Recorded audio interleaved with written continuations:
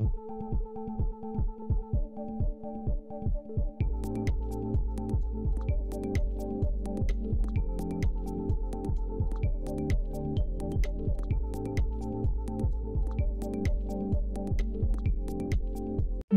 maya dihebohkan oleh Ahmad Sahroni yang juga anggota dewan ini dengan memposting pertemuannya dengan tersangka Ivan Sugianto di laman Instagram pribadi miliknya. Hal ini pun menimbulkan pro dan kontra di kalangan warganet. Banyak yang mengkritik sikap Ahmad Sahroni tersebut. Salah satunya praktisi hukum Dr. Togar Situmorang yang juga pengamat kebijakan publik. Dr. Togar Situmorang pun mengungkapkan kritik tajamnya terhadap Ahmad Sahroni terkait pertemuannya dengan Ivan Sugianto. Simak sebagai berikut. Ya bang, ini kan lagi viral nih bang, dan juga jadi perbincangan para netizen terkait tentang kedatangan Ahmad Sahroni menemui Ivan Sugianto bang. Abang sebagai praktisi hukum dan juga pengamat kebijakan publik seperti apa nih bang melihat kedatangan Ahmad Sahroni ke Ivan Sugianto bang? Satu kata, wow. Kenapa saya bilang wow? Ini sangat-sangat surprise karena dari awal peristiwa kejadian Ivan ini di Surabaya itu menimbulkan satu polemik di mana diduga Ivan itu melakukan satu tindakan yang namanya abuse. Ya, abuse yaitu yang namanya penekanan, intimidasi kepada seorang anak SMA. Itu awalan. Sehingga ini viral kemana-mana nih. Nah, kebetulan netizen itu mengawal ini sehingga ketahuan bahwa Ivan ini adalah orang hebat di Surabaya. Salah satunya itu mempunyai usaha, yaitu usaha dunia malam, entertain.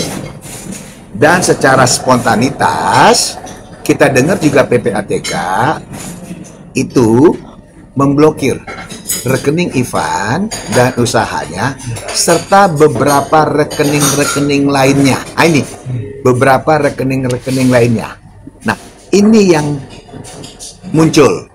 Demikian juga dengan mengekspos Ivan itu dengan orang-orang hebat yang mempunyai kekuasaan di daerah wilayah hukum Jawa Timur. Nah, ini menjadi polemik sehingga dengan adanya kedatangan seorang anggota dewan itu khusus hanya menemui Ivan, otomatis kita publik sangat kaget dan sangat surprise. Ada apa ini? Bahkan dari anggota dewan tersebut mensinyalir bahwa Ivan ini hanya seorang tukang servis HP. Maka ini akan bertentangan antara pernyataan yang PPATK menutup rekening, memblokir, sementara anggota dewan ini menyatakan bahwa Ivan itu hanya seorang tukang servis HP. Nah, ini yang membuat jadi viral kasus ini. Bang, kalau netizen sana patut gak sih bang Ahmad Sahroni itu datang ke Ivan? Karena ada yang lebih bilang, ada yang bilang seharusnya dia datang ke anak itu si Ethan namanya. Kenapa dia harus ke Ivan? Bang? Jadi begini, kita aja sebagai praktisi hukum untuk berkunjung kepada pada tersangka yang dalam posisi tahanan di polisi itu dibatasi sama jadwal jam kerja, artinya jam kunjungan atau jam besuk, kan begitu. Seorang pengacara loh, yang notabene diatur di dalam undang-undang. Nah, ini ada seorang anggota dewan bisa datang kepada tersangka, bahkan bertemu dengan tersangka itu di tempat yang memang istimewa, tersangka loh, dimana juga hakim ataupun siapapun pihak jaksa apabila berhubungan dengan para tersangka itu dilarang. Nah, ini kenapa seorang anggota dewan datang kepada tersangka di dalam ruangan khusus dan pada hari yang memang bukan jam besuk. Ini kita anggap satu hal yang istimewa. Bang, kalau dari segi hukum seperti apa Bang melihatnya? Kalau biasanya dia berkunjung secara pribadi atau berkunjung secara kedewanan mungkin seperti apa nih Bang kalau dari segi hukum? Nah, kalau masalah kita secara hukum itu tidak ada yang pelanggaran hukum. Namun secara etika ini patut dipertanyakan. Anggota dewan ini datang pribadi berarti tidak boleh di luar jam besuk. Ya, itu kalau dia pribadi. Tapi kalau dia mengatasnamakan sebagai dewan, dia harus punya surat resmi dari ketua komisinya. Apakah kunjungan dia itu ada menyangkut terkait dengan komisinya dia atau tidak? Dan yang ketiga, terkait dia sebagai anggota dewan, apakah kunjungan dia kepada si Ivan ini masuk ke dalam ranah dapil atau konstituennya dia? Itu 3 pertanyaan.